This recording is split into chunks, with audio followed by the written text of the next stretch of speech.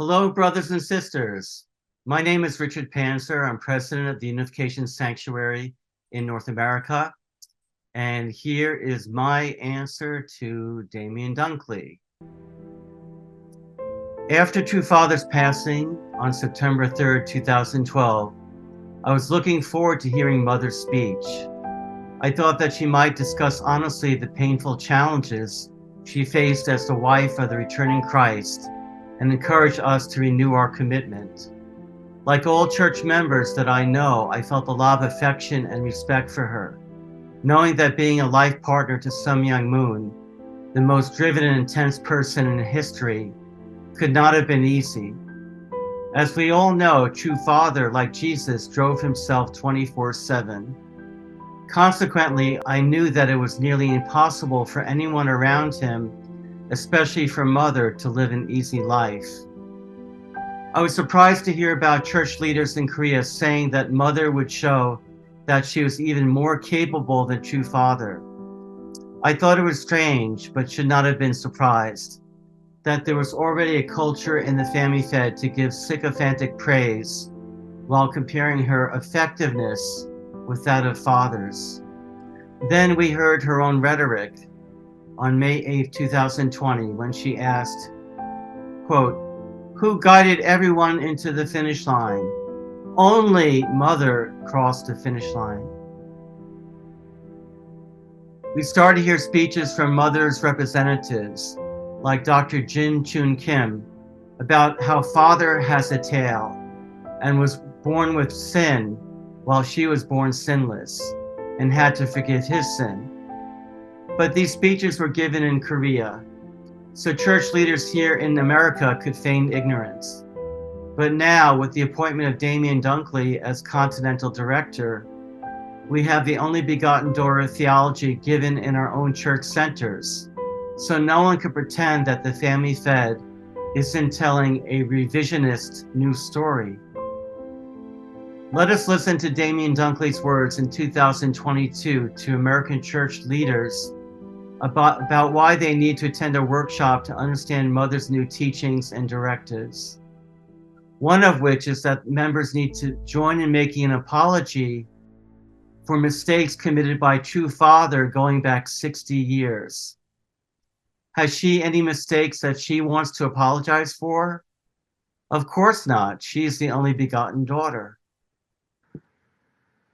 Connect this to what Mother just said in the previous paragraph about the last 60 years and her apology and how true parents standing by the bank of the river. There's danger there. Not everything goes according to plan. And in fact, not everything did go according to plan.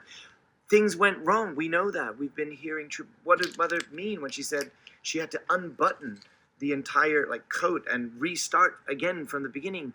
Mother's been hinting and leading and guiding us to understand these points for 10 years since Father's passing. She's been frustrated. Her tongue has been, her mouth has been, closed. She hasn't been able to freely express. Well, brothers and sisters, what was expressed in this workshop has a lot to do with that. It's like where Mother could finally really put some things straight, set the record straight. Why? So that we can be clean and clear as crystal, new wineskin, new wine, ready for this new era that is opening May 5, 2023.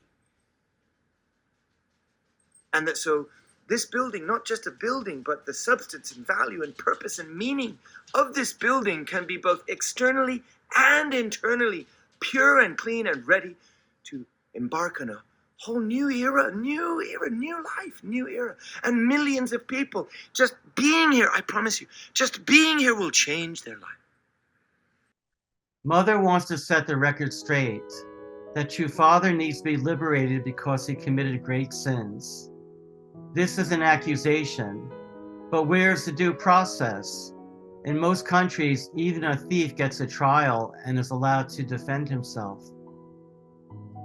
It seems that True Father is being accused of having relationships with several women in the 1960s. Do any of you really believe that such relationships were engaged in because he could not control himself?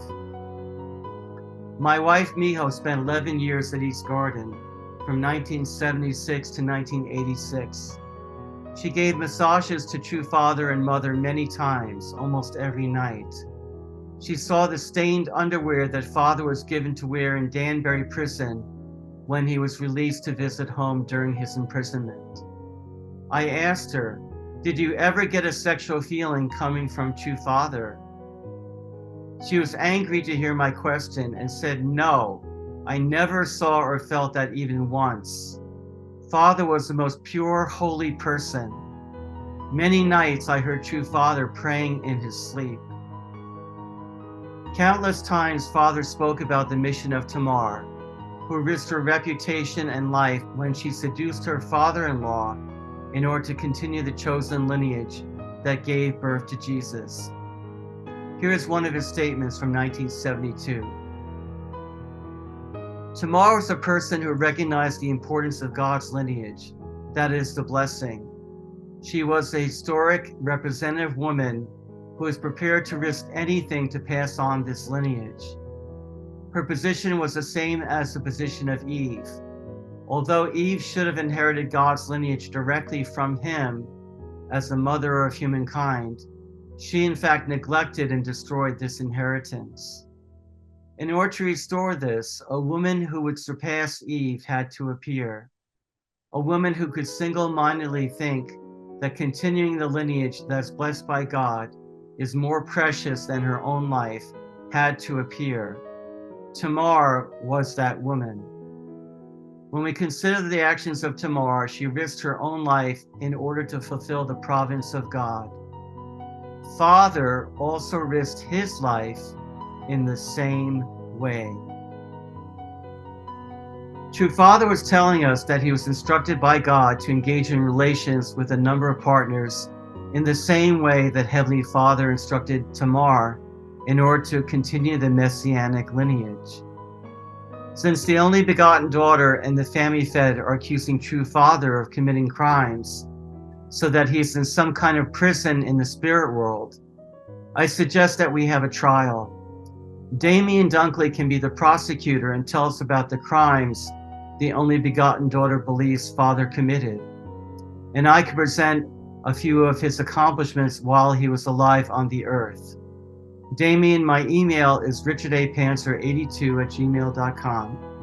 I'm waiting to hear from you soon so that we can schedule the trial at a time and location of your choice.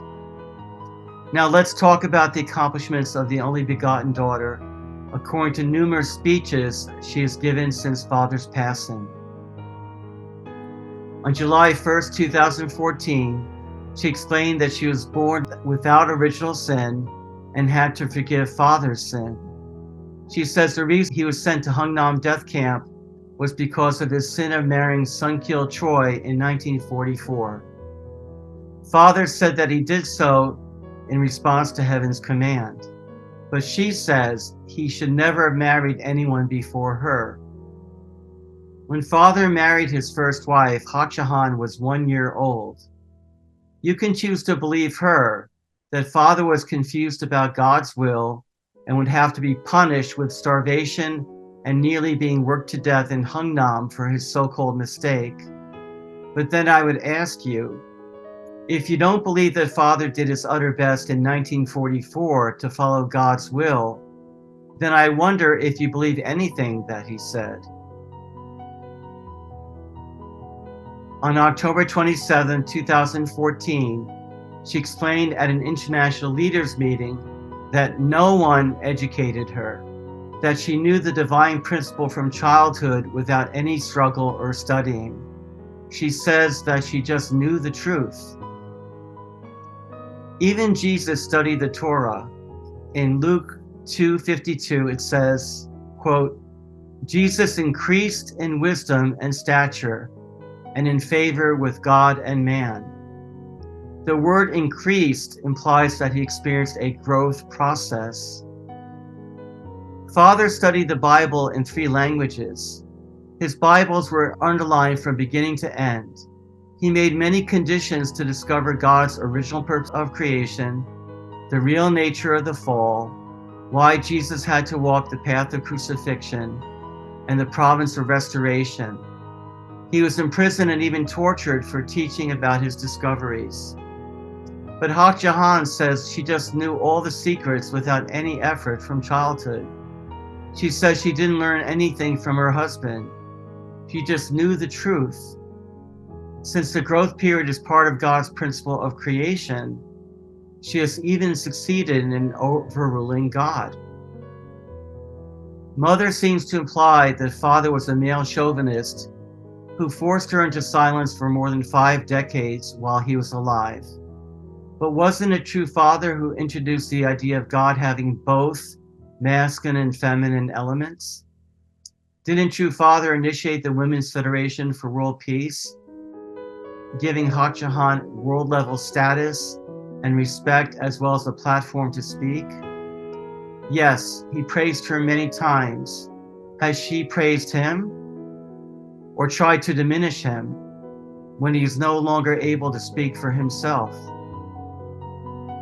Mother claims that the UN forces arrived in Korea to rescue her as the only begotten daughter. But according to her mother Demian's testimony, she and her 5-year-old daughter Hak Ja had already left the communist north and gone to the south of Korea in 1948, 2 years before the start of the Korean War. So her story does not make any sense. One of the most regrettable characteristics of fallen people is the lack of gratitude.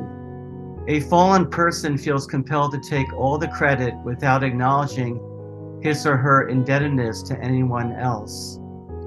This is exactly what Hak Ja Han has shown us in the 11 years since True Father passed away.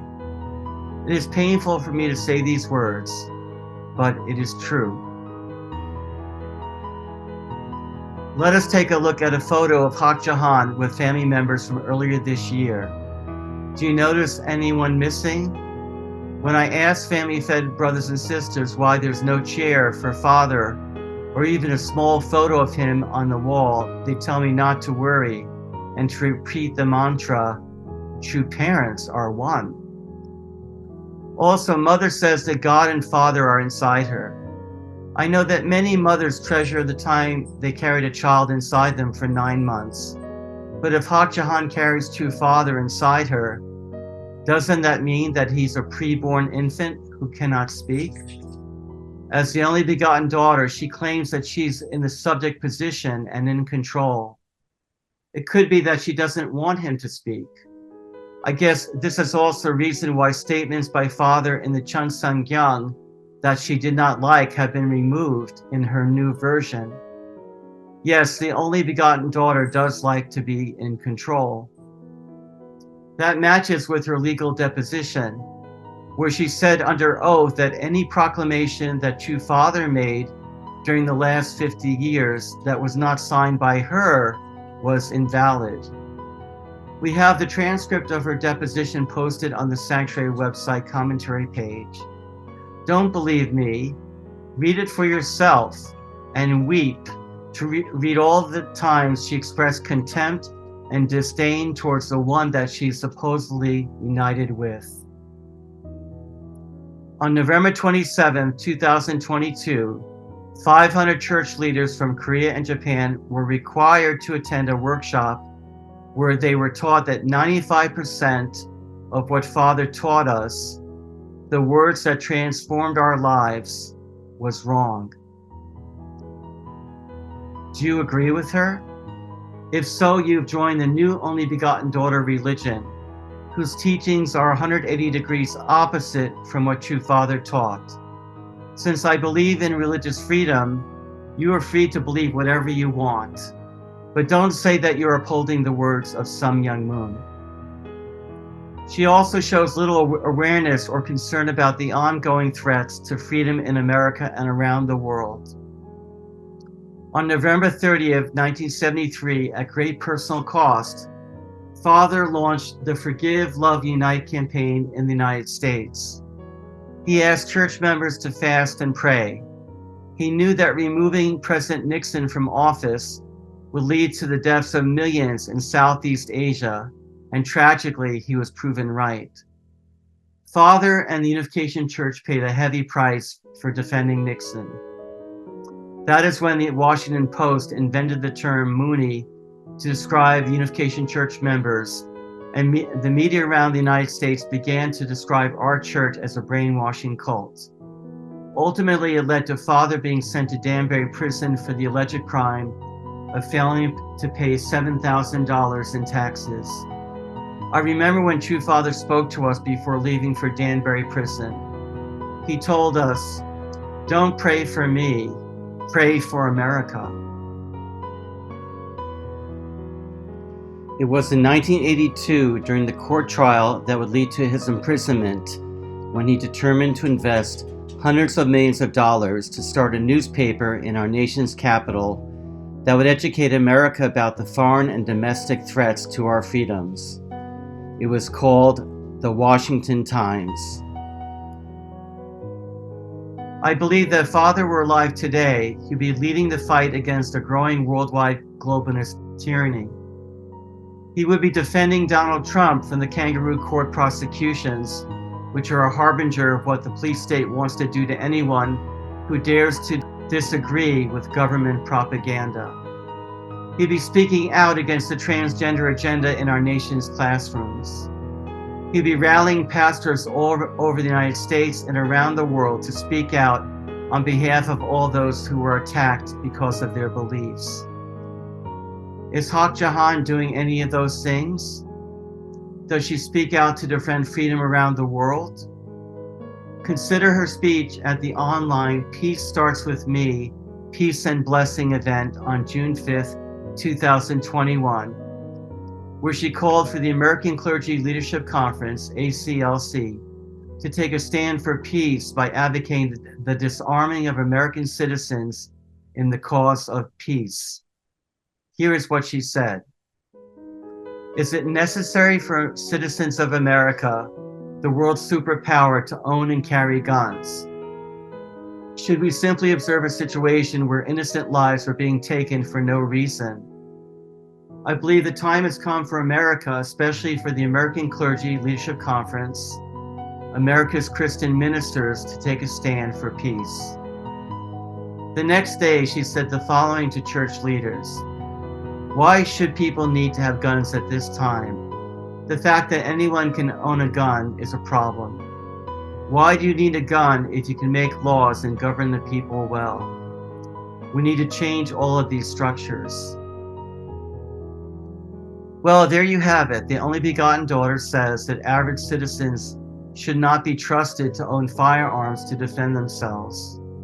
I know that many brothers and sisters will think that I am being harsh to discuss this, but I do not believe that magical thinking and nice sounding words keep a nation free or communities safe or build the kingdom of heaven.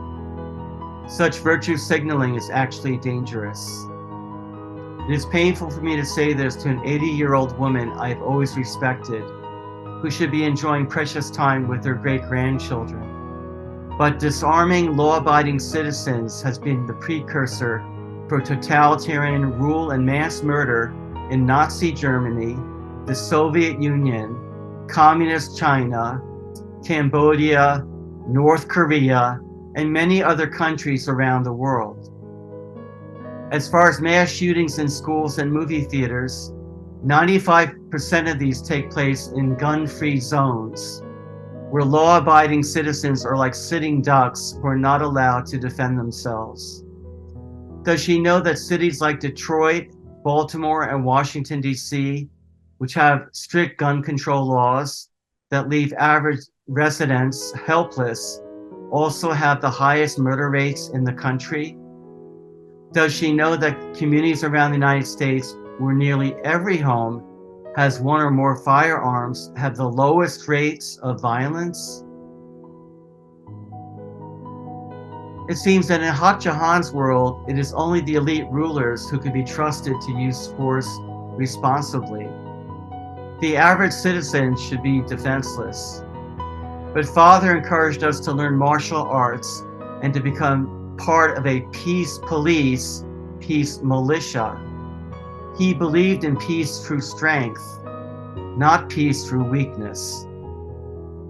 But I don't blame her for spouting left-wing talking points and wanting to mobilize clergy to support those. I blame those around her who are using her to advance their own agendas. Maybe if she had not driven away all of her sons, she would not be exploited like this. It seems that the Han mother has unresolved pain and resentment towards father, perhaps due to his strong directions, such as when he told her not to shed even one tear after Hunjanum's death after a car accident in 1984. Father wanted to send his son to the spirit world as a public offering for the world, and believed that expressing private grief would interfere with that. But it must have been excruciating for her not to grieve for her dead son. She demands that we worship her as the only begotten daughter and wants to show us that she is more capable than father. But she already had the love, respect, and gratitude of all church members. The tragedy is that there was nothing for her to prove. By tearing father down, she's destroying herself, not him. But don't believe me. Take 5 minutes to read the words of Youngwi Kim, a 36 blessed couple and the former Unification Church president in Korea, from June 25, 2022, in which he expressed his anguish about the Only Begotten Daughter teachings given to family-fed church leaders by Dr. Jin Chun Kim at the Jeonju Church on March 22nd of last year. Here's what Reverend Kim wrote. Can you imagine that such an evaluation of the Father's life in such a voice of contempt, almost like a curse, could come from among us?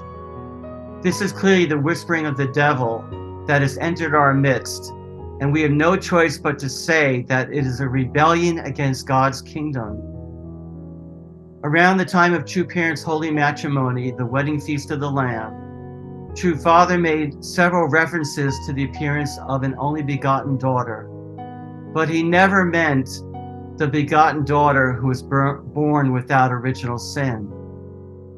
Nevertheless, Jin Chun Kim suddenly pulls out the concept of the firstborn daughter of the third generation, which has no biblical, providential, or principal basis, and applies it to her, and says such bizarre things as, quote, immaculate conception and the first coming of the goddess of mercy.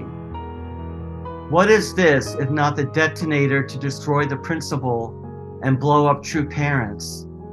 We cannot just keep looking at such actions, but we must protect the principle of the word and true parents. Youngmi Kim's statements are posted on the Unification Sanctuary website in the commentaries section. And what about Hyunjinim and the Sanctuary Church?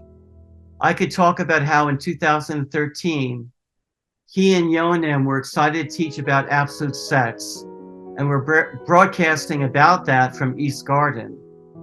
When they sent a report to the Han mother about what they were doing, they thought that she would be happy, but instead they were sent a demand that they immediately stop speaking about it. Soon after, he was fired.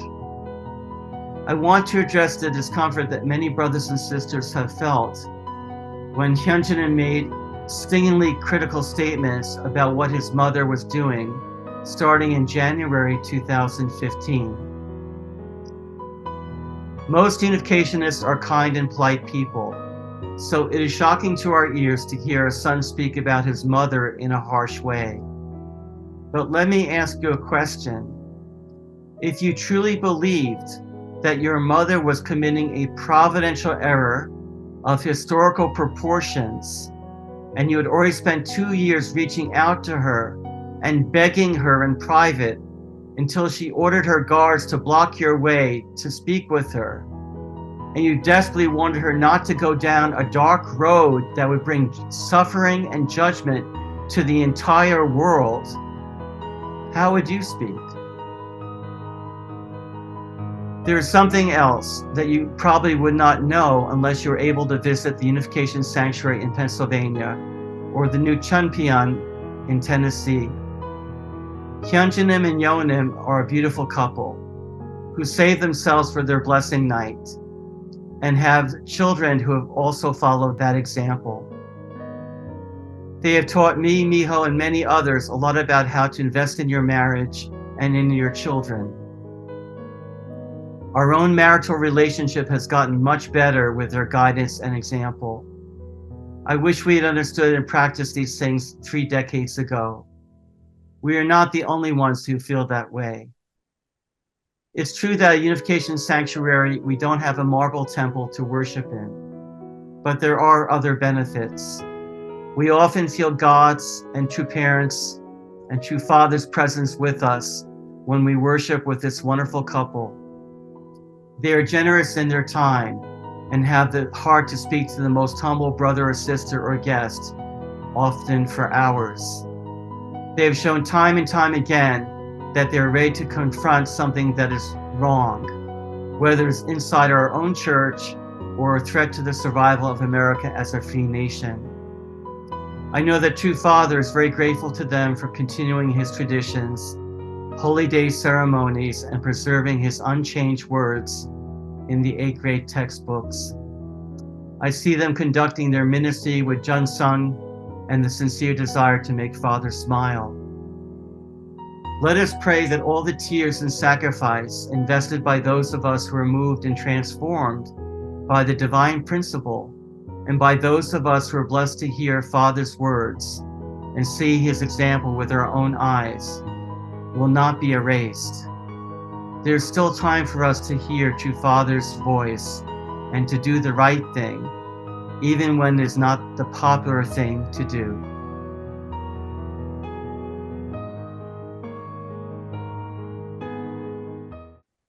Thank you for listening, and God bless.